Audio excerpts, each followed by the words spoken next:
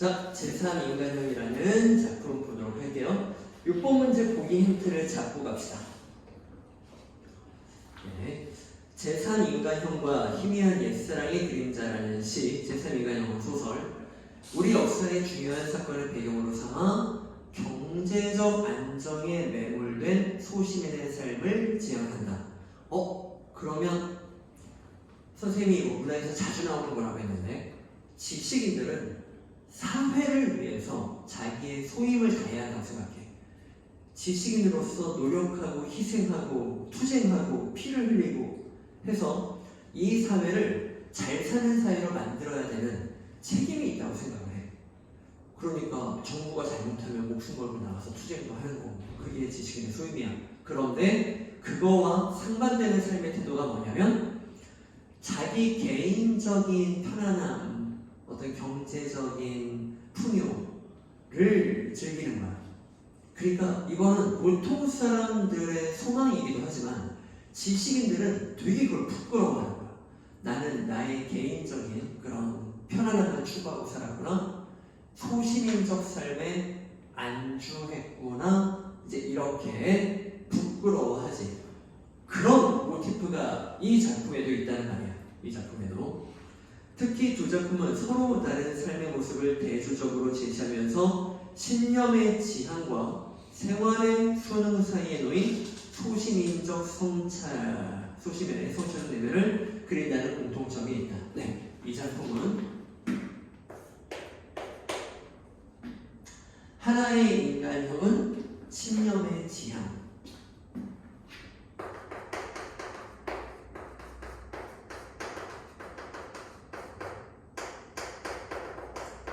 지식인의 사명, 사회를 위한 그런 삶을 사는 그런 삶이 나오는 거고, 또 다른 건 생활의 수능,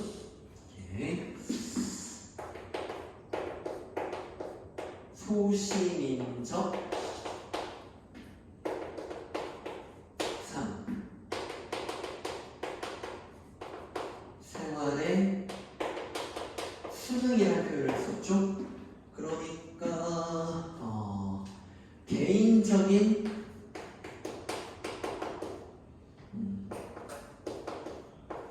풍요와 안정을 추구하는 것. 이게 지식인한테는 이렇게 사는 게 되게 부끄럽거든. 시인 중에서도 김수용 시인이나 이런 사람들은 맨날 이렇게 소시민적 삶을 사는 자기를 부끄러워 반성하고 이런 시가 되게 많죠. 이 작품에도 있다는 말입니다. 제3인간형은 역사적 사건을 겪는 과정에서 삶의 태도를 바꾼 인물들을 대조하여 어떤 인간형이 바람직한 삶인지 묻는다. 이게 이제 제3인간형의 힌트. 희미한 옛사람 그림자는 좀 이따 할 때 보자. 이렇게. 이 작품은 제1 유형 인간, 제2 유형 인간, 역사적 사건을 겪은 다음에 애들이 어떻게 사나. 근데 왜 제목이 제3인간형이냐면 제3형의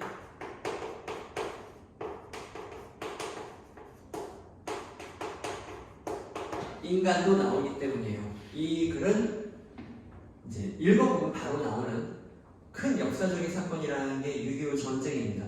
전쟁을 겪고 신념을 지향하는 지식인의 사명을 다하는 삶을 사는 사람이 있고, 지 개인적인 편안함과 배부름만 추구하는 사람이 있고, 제3유형도 있다는 거야. 이렇게. 자, 파악해 봅시다. 자, 281조. 서로 말로 하는 수작을 봐서는, 주고받는 말을 봐서는 지극히 친밀하고 흉엄을 없는 사이인 것 같은데 완전 절친. 어쩌면 하나는 저렇게 풍부하고 기름이 흐르고 하나는 저렇게도 몰골이 초라할까? 절친 같은데 하나는 완전 기름이 잘잘 흐르는, 잘 먹고 잘 산, 좀 뚱뚱이가 돼 있는 이런 사람이고, 한 명은 완전 초라하게 생긴 사람이에요. 둘 사이에 주고받는 대화와는 어울리지 않는 외면의 현격한 차이가 마치 만화의 인물이 튀어나와 실제로 움직이는 것을 보는 듯 했을 것이다. 그러니까 생긴 게 차이가 난다는 걸 과장해서 표현한 거고, 동료들의 호기심이 생겼다. 그리고 이제 A 파트, 사실 석도 지금 2명 나오는 거잖아. 뚱뚱이 하나와 초라한 애 하나. 석은 어떤 애일까? 몸집과 차림차림이 얼른 알아볼 수 없을 만큼 변해버린 작가 조언을 대할 때, 작가, 시인, 소설가 나오면 문학작품에서는 지식인이라고 보면 되는 거야. 조언은 작가였고, 사실 알고 보면은 여기 나와 있는 3명의 주인공이 다 주인공이야. 다 주인공이고, 다 작가고, 다 문학을 하고, 다 지식인이었던 사람들인데, 작가 조언을 대할 때 경의에 면뜨지 않을 수 없어요. 너무 변했다는 거죠.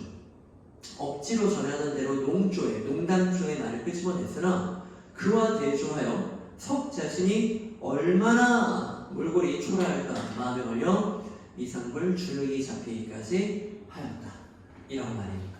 예. 자, 제3유형의 인간으로 나오는 사람이 석인데, 예. 석이라는 사람이에요. 석. 지금 되게 초라해요. 가난합니다. 그리고 문학하는 사람들이 배불리 돈을 벌 시간이 있겠어. 글 쓰느라 정신이 없지. 그런데 조언이라는 사람이,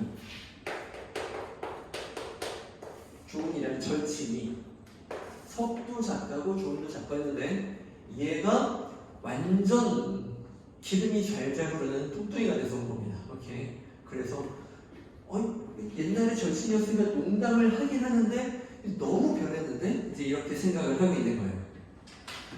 주눅도 좀 들었대요. 오케이. 아니 자네도 이렇게 몸이 나고 몸이 이게 살이 많이 찌고 몸이 났다라고 해요.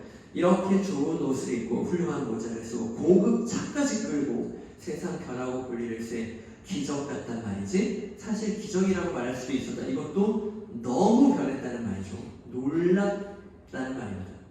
작가 조언이라면 독특한 철학적 명제를, 그것을 담는 난삽한 문체를 고집하는 작가로 개성이 뚜렷, 자신의 충실하고 문학에 대한 결백성 굳게 지켜오는 것으로 문단인의 존경을 받아오던 사람. 그를 따르는 문학소녀가 많았다. 무엇이 깃들어 있는 것 같은 풍모, 작품, 범속함, 평범한 것을 싫어하는 문학소녀들의 단순한 호기심이라고 할까? 그러니까 얘는 완전 작가가 어떤 거지? 그러니까 지금 이렇게 변해온 거야. 유유 전쟁을 겪으며, 근데 그 전쟁 전에 사회적 혼란이 전에 조언이라는 사람은 완전 조언은 문학성 높은 작가,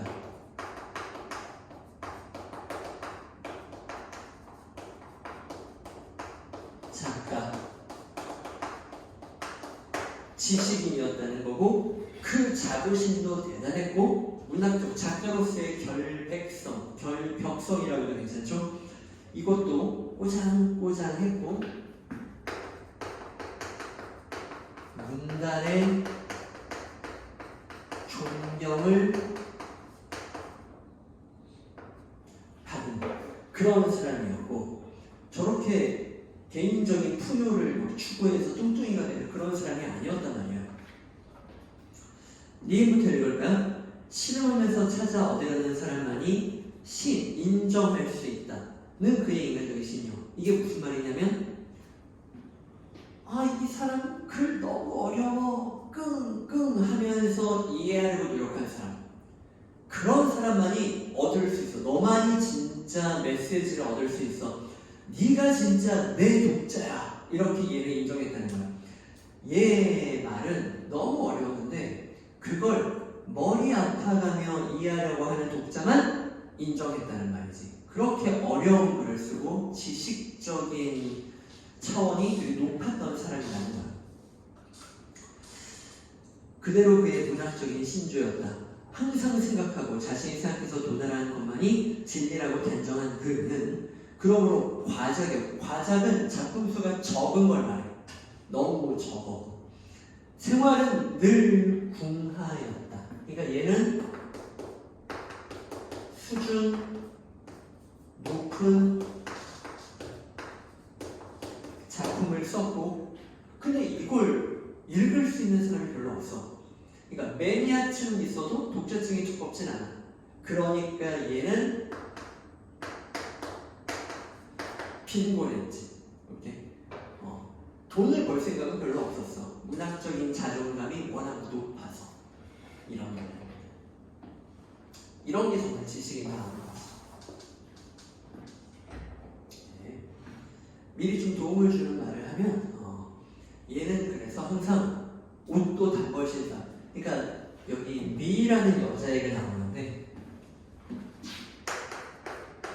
미라는 소녀가 나오는데, 그 소녀가 얘한테 문학을 배우기 위해서 아까 말한 얘를 막 따라다녔던 문학 소녀 중에 한 명이 이제 미라는 애인데, 그 미라는 애가 조은이 이런 태도를 보였던, 그러니까 옷도 별로 없었겠지. 맨날 검은 양복에 검은 넥타이를 메고 다녔던 거예요. 검정 넥타이를 매는 걸 보고 미가 선생님은 검정 넥타이가 너무 잘 어울리세요. 그래서 왜? 이게 왜? 뭐 그랬더니 시대를 조상하는 것 같은 그런 생각이 들어요. 그러니까 만약에 지금 뭐 정부가 좀 마음에 안 들어, 그러면은 가끔 이제 인터넷 커뮤니티 게시판에 근조 대한민국 뭐 이러면서 이제 대한민국은 죽었다 뭐 이런 사람들이 있어. 이제 그게 오늘날에는 막 어떤 유희처럼 쓰이지만 옛날에는 이제 그렇게 나라를 근심하고 걱정하는 사람이 흔하진 않았거든.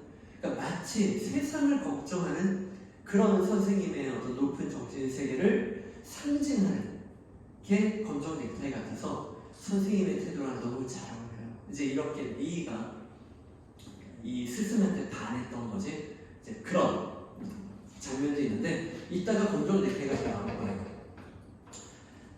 그런 거야. 이렇게 문차림에도 무관심했다면서 이제 A가 끝나요. 중략 부분 줄거리 갑시다.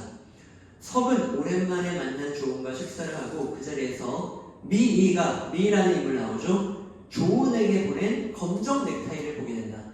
자, 미가 조은한테 검정 넥타이를 선물한 거예요. 선물을 한 겁니다. 검정 넥타이는 조은이 6.25 전쟁 전에 일상적으로 매던 것으로 방금 선생님이 해줬던 얘기 나오죠. 미가 속세에 출연했던 당시 조은과 잘 어울린다고 생각했던 물건이다. 과거 조은의 정신세계를 상징하는 게 검정 넥타이였단 말이에요. 그걸 전쟁 후 미가 조은한테 선물로 줬단 말이지. 다시 전쟁을 겪으며 삶의 태도를 바꾸고 부유한 사업가가 된 조은은 자신의 경제적 성공이 타락에 지나지 않다고 석에게 고백한 후, 그러니까 이렇게 개인적인 풍요만 추구하는, 자기의 만족만 추구하는 게 정신적 타락을 상징하는 것이죠. 정신적인 타락을 상징하는 것이지. 조은은 석을 찾아와서, 친구 석을 찾아와서 그걸 고백했다는 것입니다. 오케이. 그리고 미와 일화를 들려줘요. 미가 선생님은 살아가는 것을 즐겁다고 생각하세요? 선생님은 조은을 가리키죠. 오금박듯 말하였다. 나는 뜨끔하였네. 이 작품은 좀 재밌는 시점이 나와요. 이 작품은 재밌는 시점이 나옵니다. 이 작품의 시점은 원래는 3인칭 전지적 작가 시점인데, 얘들아, 고전소설에서 전지적 작가는 온갖 사람의 내면을 다 말해줄 수 있는 사람이니까 온갖 사람의 내면을 다 말해줄 때가 많았잖아. 근데 현대소설에서는 다는 아니고 종종 한 명 상위 4명만 따라갈 때가 있어요. 그래서 애들이 1인칭 아니야? 라고 착각을 할 때도 있는데 인물이 등장해서 나라고 하는 게 아니야. 석은, 조는, 미는 이렇게 말해. 그는, 그녀는 그러니까 3인칭이야. 그럼 내면도 말해. 전지적이야. 근데 일부러 한 명 중심의 내면만 말하는 거야. 그래서 초점, 시점 이렇게 말하는데 그래서 특정한 인물의 관점으로 말하는 게 항상 1인칭만 말하는 게 아니라 3인칭에서도 얼마든지 할 수 있는 거다 하고 겨울방학 때 좀 주의를 줬는데 그게 좀 여기에 나오네요. 얘가 전혀 작가 시점이긴 한데 석 중심. 갑자기 조은이라는 친구가 찾아와서 말하고 석은 자기의 내면을 이렇게 말하는 석 중심으로 따라가. 근데 이건 흔한 패턴이잖아. 특정 인물의 관점을 중심으로 한 전제적 작가 시점. 흔하게 보이는 거지. 근데 내가 왜 이 작품의 시점이 특이하다고 했냐면 조은이 자기가 겪은 이야기를 들려주잖아, 석한테. 이게 이 작품의 대부분이란 말이야. 조은이 자신이 겪은 미랑 다시 만나서 겪은 이야기를 석에게 들려주는 거잖아. 그러니까 이 파트에서 조은이 자꾸 나는 하고 나와요. 따옴표가 아닌데도 나는 왜 이렇게 나와요. 그러니까 마치 이 부분은 이 후반부는 어떤 시점의 느낌을 주는 거야? 1인칭의 느낌을 주는 거죠. 오케이? 그런 독특한 면이 있습니다. 그러니까 한 소설의 시점이 좀 두 가지가 혼합되어 있는 그런 느낌이 드는 거죠. 그럼 이제 중략 부분 줄거리 다음에 선생님은 살아가는 걸 즐겁다고 생각하세요? 이건 이제 미의 대사니까 서술이 아니니까. 근데 그 다음 보면 나는 뜨끔하였네 라고 말하잖아. 그게 서술자가 말하는 거잖아 지금. 그 나가 조은이거든. 여기는 마치 1인칭 시점의 느낌을 준다는 말이지. 자, 그리고 일부러 내 편에서 더 명랑성을 띠며 응수했네. 뜨끔한 마음을 숨기기 위한 명랑성인 거지. 지금 뭔가 뜨끔. 근데 일부러 하하하 하면서 이제 그걸 숨기고 있는 거야. 그건 미답지 않은 질문인데 오락, 사변, 전쟁, 통일, 불행으로 미 인생관이 변했군 그래. 그러니까 이를테면 180도 전환으로 지금은 인생을 비관한단 말이지 이렇게 말해. 180도니까 그러면 우리 추론할 수 있어. 미는 전쟁 전에 인생을 낙관했던 애야. 인생을 낙관.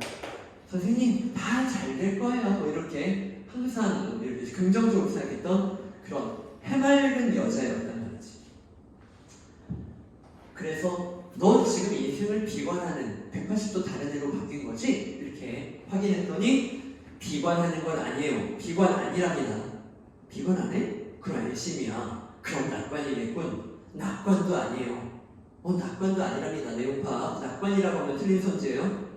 그럼 중간파인가? 그 당시 이제 어중간한 문파가 있었거든. 그 문학적 작가 중에 중간파인가?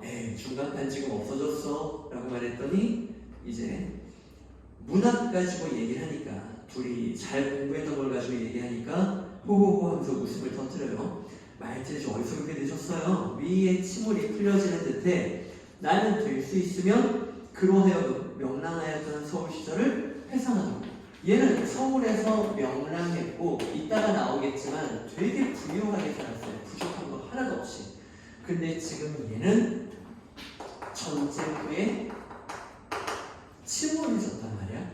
그래서 조은이 왜 이렇게 침울해? 하면서 이제 얘기를 하고 있다가 얘가 웃으니까 침울함이 좀 풀어지는 것 같네? 이렇게 생각을 해요. 페이지 넘어와서 282쪽 두 번째 줄. 이것도 저것도 아닌 세상에 나오지 않을 걸 그랬군. 오빠인지 언니인지 모르는 그 애기한테 양보할 걸 그랬어. 하하. 옛날에 나왔던 대왕 가보지? 선생님 기억도 참 좋으세요. 그 말 잊지 않으셨군요. 그러나 그렇게 생각하진 않아요. 역시 이 세상에 나온 걸 고맙게 여겨요. 기쁘게 여겨요. 긍정적인 삶의 태도는 아직 있어요. 그렇게 생각한다? 그럼 더 안심이고, 그러니까 결국 네 생각이 변한 게 없구먼. 서울대처럼 명랑해지고 기운을 내라고. 생각이 변한 게 있다면 이걸까요? 얘는 변하지 않았다고 결론을 내려고 했더니 미가 변했대요. 자기는 변했대요. 변한 게 뭐냐라고 말해주는 게, 그 어려운 목숨과 형체를 받아 사람이 세상에 나오게 된 것이니 필요 없이 내보내지 않았을 거예요. 이 세상에 꼭 할 일이 있기에 내보낸 것이 아닐까요? 사명을 지고 나왔단 말이지. 자, 철없이 까르르 까르르 웃고 있던 부잣집 딸 미가 전쟁을 겪은 다음에 왜 침을 하냐면, 내가 이 세상에 태어난 이유는 어떤 사명이 있어서일 거야. 난 사회적으로 뭘 하며 살아야 할까를 고민하면서 이렇게 침을 했던 거죠. 얘는 자기 배만 불리는 애로 타락했는데, 철없던 미는 완전 지식인답게 사회를 위해서 자기를 희생하는 그런 사람으로 바뀌었던 거죠. 이게 전쟁 후의 두 인물 유형을 말하는 거예요. 그래서 이제 그걸 좀 파악하면 되고요. 리을 다음 줄부터 볼게요. 리을 다음 줄. 이튿날 부산에서의 새 사업 계획에 분망한 바쁜 틈을 타서 좋은 동벌 사업 생각만 합니다. 나는 미희를 하루 한 번은 만났고 그의 판잣집에도 찾아가 보았네. 그 생활이란 말이 아니네. 꼼짝 못하고 누워있는 네 아버지의 얼빠진 모양. 그렇게 부자로 살다가 망했으니 얼마나 넋이 나갔겠어. 고생 모르고 늙던 어머니의 목판 장사하는 전경. 아버지는 지금 멘탈이 붕괴됐고 엄마가 이렇게 길거리 장사를 하고 있고 집안이 완전히 몰락하고, 집안은 몰락을 하는 거예요. 그럼 보통 이런 상황에서 돈 벌 생각을 하잖아. 근데 미희는 그렇지 않아. 미희는 사회를 위해서 내가 해야 할 일을 생각하는 거야. 그러니까 정말 멋있는 애가 된 거지. 오케이. 나는 미희의 가족을 구해야겠다는 생각이 간절했네. 근데 이거 추론해야 돼. 뒤를 읽어보면 이 생각은 금방 변해. 그러니까 이건 되게 가벼운 생각이었던 거야. 그러나 미희와 자주 만나는 사이 처음에 순수했던 생각보다 야심이 더 앞섰다는 걸 고백하네. 그러니까 처음에 순수하게 도와줘야지 했는데 그 다음에는 야심이 더 앞섰다는 거야. 술과 계집이 마음대로였던 내 생활이라. 그러니까 얘는 돈 좀 벌더니 맨날 술 처먹고 맨날 여자 옆에 끼고 방탕하게 살았던 거지. 그러다 보니까 미희에 대해 밖으로 나타난 태도도 좀 다르다고 미희 자신이 좀 실수가 있어요. 처음엔 순수하게 도와주려고 했는데 방탕한 내 태도가 겉으로 좀 드러났을 것 같단 말이야. 나는 다방을 하나 차려줄 것에 생각이 미치었네. 이것이면 내 힘으로 작은 유통도 되고 다방 차려줄 돈이 있어. 미희의 명랑성도 센스도 살릴 수 있고, 그러니까 미희가 다방에서 호호호 어서오세요 하면서 사람들, 손님을 끌어모으면 돈도 잘 벌 수 있을 것 같았단 말이지. 수익면도 문제가 없다고 생각했네. 돈 잘 벌겠다. 이 계획을 말했더니 처음엔 그럴싸하게 듣고 얼굴에 희망이 불그레한 홍조까지 떠올렸던 미희였으나, 그러니까 미희도 집이 워낙 가난하니까 부모님도 지금 완전히 붕괴된 상태니까 돈을 벌 수 있다고요? 미희도 처음에는 발그레 했는데 혹했던 거지. 다음날 5일간 생각할 여유를 달라는 것이 없다. 미희는 되게 신중한 애로 변했어요. 더 생각할 여지도 없는 일터인데, 그러니까 이 타락하는 기준에서는 아니 내가 돈 대줘서 돈 많이 벌 수 있게 됐는데 생각할 게 있나? 나는 그렇게 생각했던, 조언은 그렇게 생각했던 거야. 수상쩍었으나 그래 하고 지금 막 진행을 해서 다방 하나 넘겨받기로 하고 설마 거절할 거라는 걸 생각을 못했다는 거야. 그 다스되는 날이 오늘이고 정한 시각에 연락장소에 다방에 나갔더니 레지가 다방 여종업원. 내민 것이 종이 꾸러미였네. 펴보고 놀라지 않을 수 없었네. 다른 길과 달라 간호장교이고 보니 얘는 다방차를 주는 거 싫다고 하고 뭘 하기로 간호장교 군에 들어가서 사람 생명을 살리는 일을 하겠다라고 결정을 한 거야. 미희가 그렇게 통보를 한 거야. 선생님 저 다방 안 하고요 간호장교로 할 거예요. 이렇게 말한 거야. 간호장교이고 보니 생활 방편을 위한 것이 아님이 됐든 진자에 가고 즉 돈을 벌려는 건 아니라는 걸 알겠다는 거야. 미희가 자기처럼 돈독이 오른 건 아닌 건 알겠고 더욱 나 뒤통수를 때린 것이 검정 넥타이가 돼. 그러니까 이 작품 나오면 무조건 물어보는 게 검정 넥타이야. 그렇지? 이 상징성 문학은 감각화해서 상징적인 의미를 표현해서 대화를 하는 건데 미희가 떠나기 전에 조은한테 타락한 조은한테 요걸 선물로 했다는 거지. 이건 조은의 과거 존경받을 만한 삶의 태도를 상징하는 것이며 그리고 조은을 성찰하게 하는 계기가 된 소재인 거지.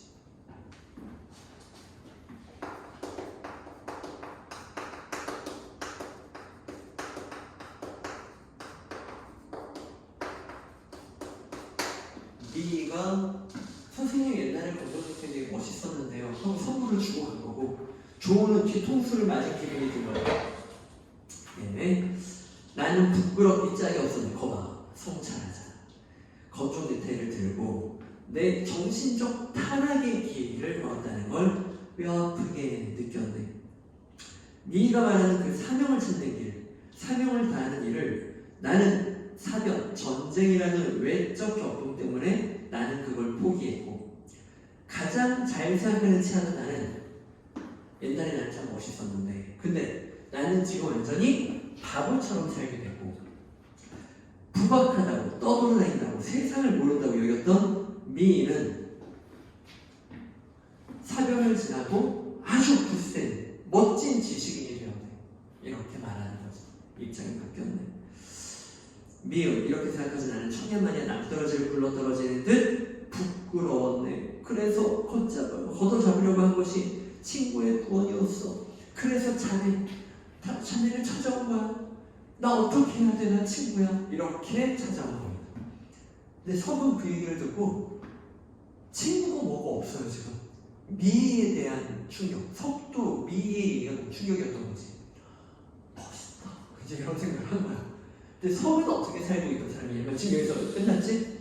이 작품이 순위에 나온다면 아마 뒷장면이 나올 수도 있고 앞장면이 나올 수도 있는데 석은 어떻게 살았냐면 석은 문학을 하고 싶은데 생계가 돈이 문제인 거야.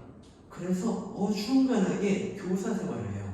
교사 생활을 하면 생활은 좀 되지. 이렇게 완전히 돈독이 된 건 아니지만 생계는 되지. 그러면서 틈틈이 글을 써볼까 했는데 정말 잡글 하나도 쓸 시간이 없는 거야. 그러니까 이도저도 아닌 거예요. 돈을 추구한 것도 아니고 본격적으로 사회적 소명을 위한 길을 건 것도 아니고 그래서 이도 저도 아닌 삶을 살고 있는 이게 이 작가가 말하고자 하는 핵심 제3인간이에요.